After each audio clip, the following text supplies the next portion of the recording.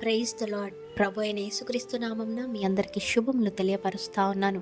ఈ యొక్క వాగ్దానాలచే మీరు ఆదరింపబడినట్లయితే తప్పకుండా ఇతరులకు షేర్ చేయడానికి ప్రయత్నించండి. ఈ వీడియో చూస్తున్న మీలో చాలామంది మీ గత జీవితంలో చేసినటువంటి పాపములను, తప్పులను పదే పదే జ్ఞాపకం తెచ్చుకొని బాధపడుతున్నారేమో, కృంగిపోతూ ఉన్నారేమో, రిగ్రెట్ ఫీల్ అవుతున్నారేమో, గిల్ట్ ఫీల్ అవుతున్నారేమో, అక్కడే స్ట్రక్ అయిపోయి వేదన పడుతూ ఉన్నారేమో, మదన పడుతూ ఉన్నారేమో. నన్నెవరు క్షమించరా? నేను చేసిన ఈ తప్పులకు, పాపములకు ఇంకా నాకు క్షమాపణ లేదా? ఇంకా నాకు నూతనమైన జీవితము లేదా? నేనేది సాధించలేనా? నా జీవితం అంతా ఫెయిల్యూరేనా? ఇలా రకరకాలుగా ఎన్నో డౌట్స్తో, ఎంతో కృంగుదలతో ఉంటూ ఉంటారు. ఎందుకంటే వారి పరిస్థితులు వారిని గుర్తు చేస్తూ ఉంటుంది.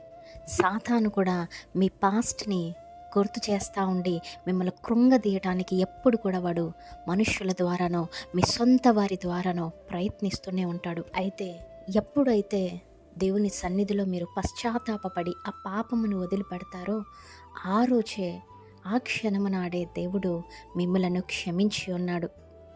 దేవుడు తీర్పు కంటే కృప చూపించే దేవుడు అనేసి జ్ఞాపకం ఉంచుకోండి.